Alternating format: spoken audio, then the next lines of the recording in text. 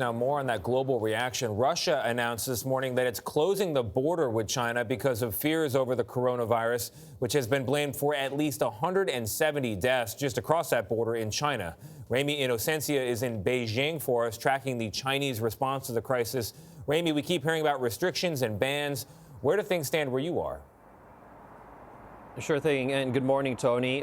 Basically, 99% of all cases that have happened in the world have happened right here in China. There is no cure or no vaccine just yet, and of course, as you might expect, as these infections continue to rise, panic is also rising. Take a look at this video that we've got for you, because even just outside of the capital here in Beijing, villages have started to physically block themselves off from the capital, using mounds of soil to barricade roads. People are even standing guard to keep outsiders from coming in. And this really is reminiscent of the tactics used during the massive SARS outbreak in 2003 when I lived here then. And actually, more people in China have now been infected by the coronavirus than by SARS.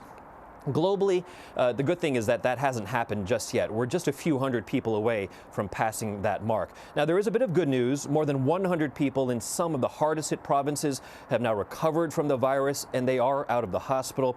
But the business impact is just starting. More and more global businesses, for example, are freezing their China operations. For example, Starbucks has closed more than half of its stores. IKEA has closed all of its stores, and companies are restricting travel for the likes of Amazon, Facebook, as well as Apple, and Google has suspended all of its operations here in the country, not to mention Hong Kong and Taiwan as well. Gayle? Seeing everybody in those hazmat suits is very disconcerting. Thank you very much, Ramy Inocencio, reporting from Beijing.